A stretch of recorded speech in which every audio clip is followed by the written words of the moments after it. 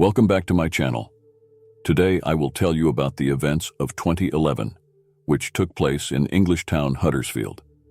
Marcin Kasprzak and his girlfriend Michalina Lewandowska and their 3-year-old son had been living in this town for 5 years. Marcin and Michalina met in 2005 when they were both living in Poland. They came from the same small town. Michalina had not previously known Marcin, who was 2 years younger than her.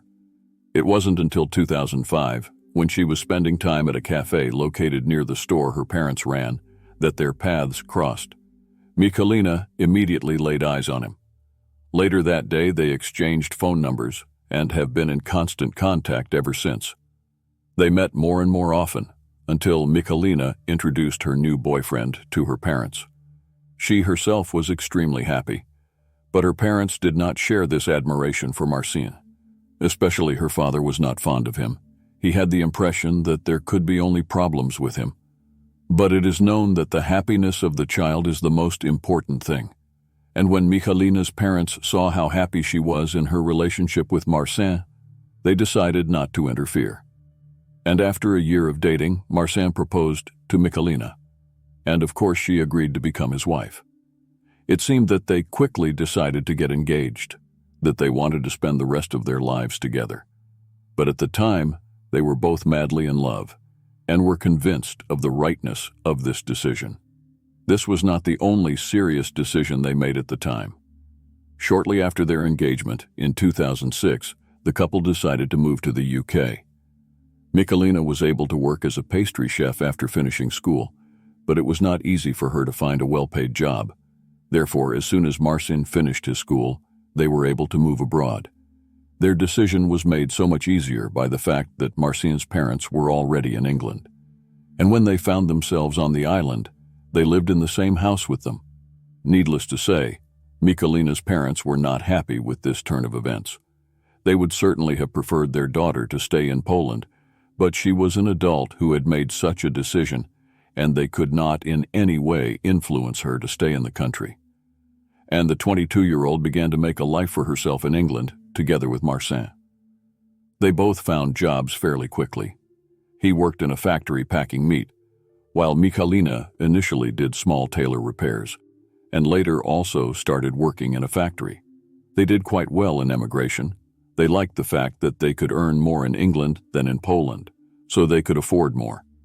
But in the couple's private life, they began to have increasingly frequent arguments, which only intensified after their son Jacob came into the world in 2008.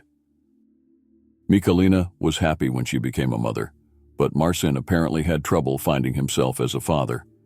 He much preferred visits to the gym instead of taking care of the baby.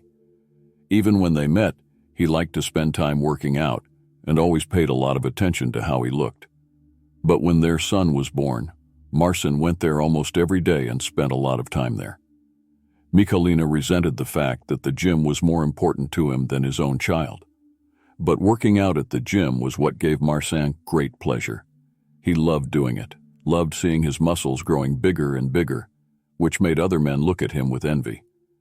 Marcin also noticed that he began to arouse more interest in women, which greatly pleased him. Therefore, he had no intention of stopping going there, no matter what Michalina said. The young mother had to cope with most of the responsibilities on her own. Fortunately, they lived together with Marcin's parents, and she could count on their help when it came to taking care of the child. They easily took care of Jacob when needed. This, however, did not change the tense situation between her and Marcin. They clashed more and more frequently. It was no longer the relationship it was at the beginning. Michalina no longer recognized Marcin. His behavior was changing more and more. He became more aggressive, exploding with anger more and more often without reason. She couldn't understand what caused such irritation in him, why there was so much anger in him. And the explanation for what was happening to Marcin was simple. Only that Michalina had no idea that he was taking drugs that were supposed to help him grow muscles quickly. Marcin wanted his muscles to grow faster, and that's when he decided to take injections that were supposed to help him do that. Only, in addition to faster muscle growth, they affected his behavior significantly. Maybe at the very beginning, the changes in his behavior weren't that noticeable, but over time it was hard not to notice his uncontrollable outbursts of anger. He was no longer the same Marcin she had met in 2005. And because things didn't work out too well in their relationship, for 3 years after their son was born, the couple parted ways and got back together several times. All in all, it was rather contractual, since they lived in the same house for all that time. Michelina never decided to move out during these separations, perhaps because by staying in that house it was easier for her to organize childcare, which could always have been taken care of by Marcin's parents. It's hard to say why. In any case, they lived under the same roof the whole time. However, there was no end to the quarrels that broke out between them. Michelina resented Martin's lack of interest in their child, while he accused her of becoming terribly boring. She no longer sparked as much interest in him as she did at the beginning of their acquaintance. And on top of all that, her appearance was far from the women he saw at the gym. It certainly wasn't very nice of him, and certainly Michelina was sad to hear such words from the mouth of the father of her child. Maybe if she had, like him, the opportunity to spend a few days a week at the gym, she could match the appearance of the women Marcin saw every day. However, after working at the factory, which often took her 10 hours a day, she took care of her son, cooked dinners, or took care of the house. All this made her tired. She had neither the strength nor the time to bother with exercise, except that Marcin seemed not to notice all that she was doing. It seemed that for him the most important thing was the appearance of a person, and fascinated by his own body and the looks of other women, he began to get into affairs with women he met at the gym. He cheated on Michelina because she wasn't as interesting and well-built as they were. The 27-year-old, however, did not know this. She also didn't know about the drugs that caused changes in his behavior, but she was sick of being treated that way anyway. She already knew that there would be no wedding, that there seemed to be no way for them to get along. She knew that the end of this relationship was coming in big steps. She may have wanted things to be the way they used to be in their relationship, but only if Marcin would change. With the man he had become over the years, she couldn't imagine living any longer. And because she suspected that sooner or later there would be a breakup, she began to save money, or arranging such things as getting new passports for herself and her son. She realized that if such a situation occurred, she would not stay in the UK, but would return to Poland, to her family. She wanted to be prepared for this. Marcin suspected that this might happen. Rumors had reached him that Michelina had had enough of their relationship and was planning to return to Poland with their son. He had no intention of allowing this to happen. If she wanted, she could return, but alone. Jacob would stay with him, and his mother would take care of raising his child. He had to do something before Michelina took his son away from him, and he very quickly came up with an idea on how to prevent this. He already had a plan, in the implementation of which his 17-year-old friend Patrick was to help him. Now, we will move to the day when Marcin started to implement his plan. It was Saturday, May 28, 2011. He sent a message to Michelina in which he apologized for his past behavior. He wanted everything between them to be like in the beginning. To try to make things right, he would start by taking her shopping. Michelina did not expect to receive such a text message from Marcin, but to tell the truth, she was pleasantly surprised when she read it. Maybe Marcin really saw through it and realized that if he didn't change, he would lose both her and his son. But maybe it's not too late to give their relationship another chance, and Michelina agreed to go shopping with him. She arranged with Martin's mother to take care of her grandson, and she herself would be able to spend that Saturday day with him. It had been a long time since the two of them had gone out. Maybe they just needed something like this. She started getting ready to go out. She wanted to look her best. She even put on the engagement ring she received from Marcin. She hadn't worn it for a long time, since they had broken off their engagement during all the arguments and breakups and comebacks. But since that day she was hoping to repair their relationship, she decided that she would wear the ring again. Only when she came out of the bathroom, she noticed Marcin in the company of Patrick. She didn't expect to see him. She thought they were home alone, because she knew that Marcin's parents had gone out shopping with their grandson. But Marcin had called him earlier, asking for help with the move. He told him that Michalina was moving out of his house and needed someone to help him transport everything that belonged to her. When Patrick found himself in Marcin's house, there were no suitcases or cardboard box of items anywhere. Instead, when Michalina came out of the bathroom, Marcin said he wanted to show her something. She didn't quite know what the device he took out of his pocket was, but after a while she could see for herself what it was. It was a stun gun with a power of 300,000 volts, in which he applied to her neck. After a moment, Michalina felt a piercing pain, and then Marcin knocked her to the floor. Patrick was shocked by what he saw, but did nothing to try to stop Marcin. In all likelihood, he lacked the courage to stand up to his 8 years older colleague, who was much stronger than him. He wouldn't stand a chance against him, especially now that there was a stun gun in his hand. Patrick felt he had no choice but to do what Marcin told him to do, and he, after Michalina was on the floor, pressed his knee against her chest this way, immobilizing her. And then she again felt exactly the same pain as before. Marcin used the stun gun a second time. All in all, it is not clear for what purpose, after all. Michalina could no longer move anyway. Apparently, it was about something else than just immobilizing her. Later, Patrick helped wrap her wrists and legs with duct tape. When she could no longer move, Marcin explained to her why he had done it. Although explained is too much to say.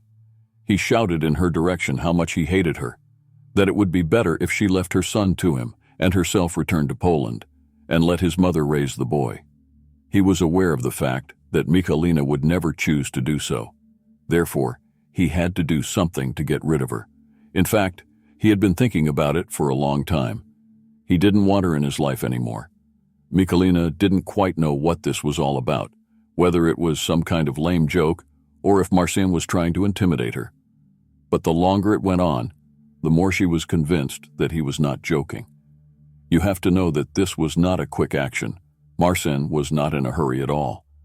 After he and Patrick immobilized Michalina, he let her eat something, drink, and use the restroom, and then left her in the hallway for 2 hours. But before he did that, and before he sealed her mouth so she wouldn't scream, Michalina managed to ask if he was going to kill her. But he then replied that she didn't have to worry about anything. He would just take her to some faraway place. However, unlike how he acted before, at that moment he was extremely calm. He didn't raise his voice, just answered her question very calmly. For Michalina, this was even more frightening. You may be wondering what happened to Patrick. Was he still in their house? He was there all the time. Initially, he helped Marcin get rid of Michalina's belongings. Marcin was going to inform everyone that the girl had left him and didn't really know where she had gone. The high probability was that she had returned to Poland, to her parents. To make this version credible, he had to get rid of her clothes or destroy her documents. Once this had been arranged, Patrick started playing on the computer.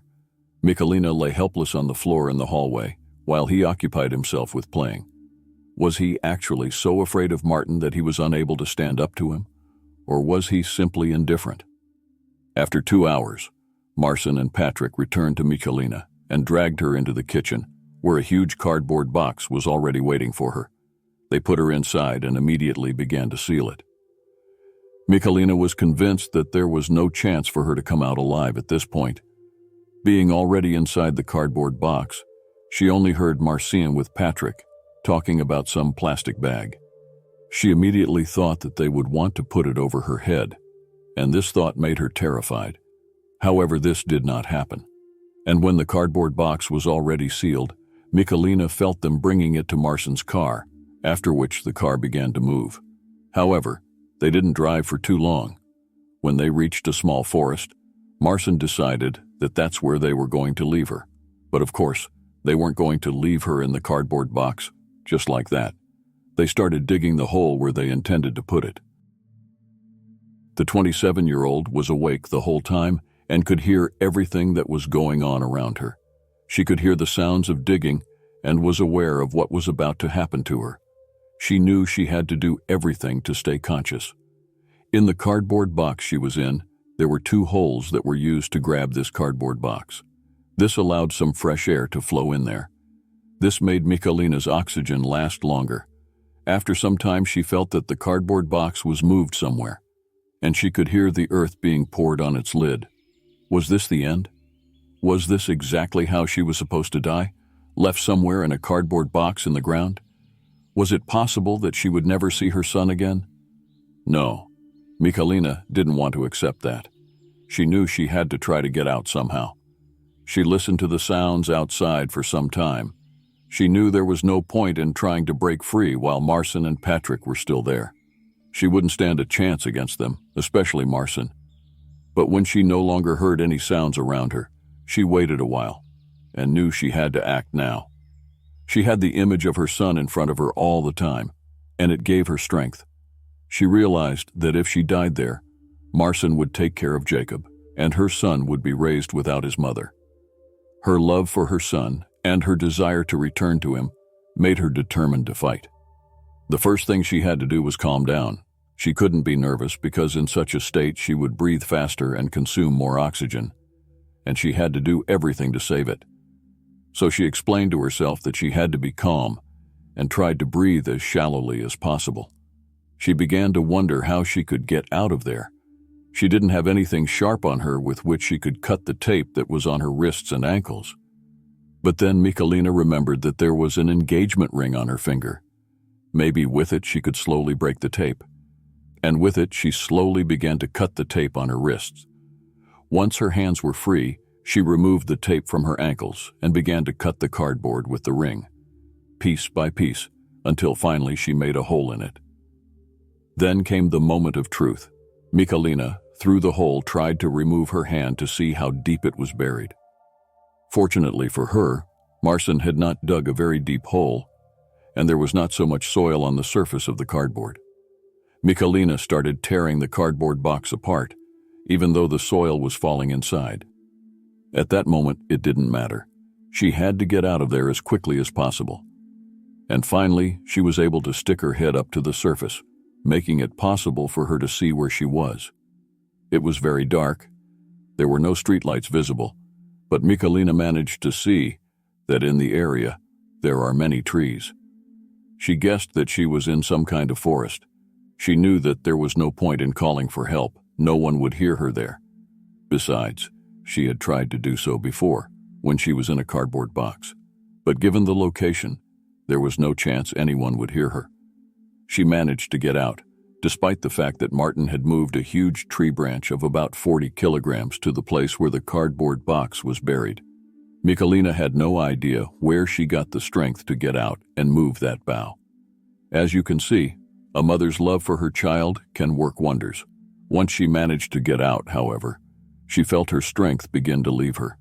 She had less and less energy, but she couldn't stay there.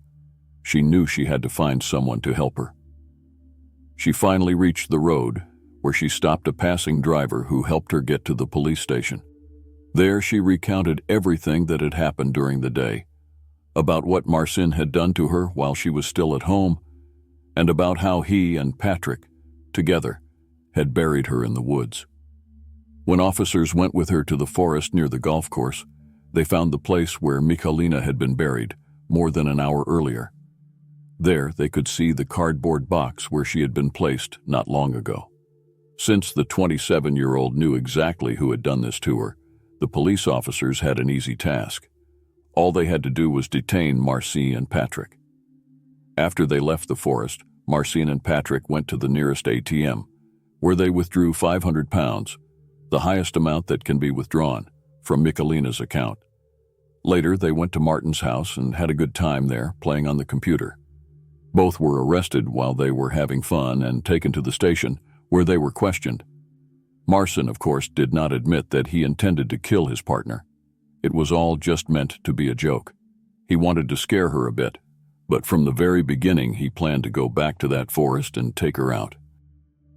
Only, he didn't expect her to be able to get out of that cardboard box before he returned there. Police officers found his words hard to believe. When the trial took place in January 2012, the jury found Marcin guilty of kidnapping, as well as attempting to kill Michalina. He was sentenced to 20 years in prison for this. However, There is a chance that for good behavior, he will be released early. His colleague Patrick was cleared of the charge in the attempted murder, but was charged with kidnapping. But since he was a minor at the time, he managed to avoid jail time and was sent to a correctional facility for 4.5 years. Marcin Kasprzak is still in prison, and Michelina hopes he will stay there as long as possible. It is difficult to say when he will be released, whether his sentence will be shortened for good behavior. Michalina, who is 39 years old today, hopes that won't happen. As long as he is in prison, she and Jacob can live peacefully. She is unsure what they can expect from Marcin when he's released. Will his stay in prison teach him something, or will he try to take revenge on her after all?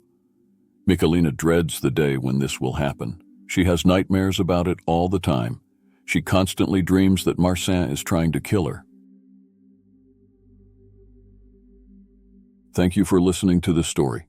Goodbye.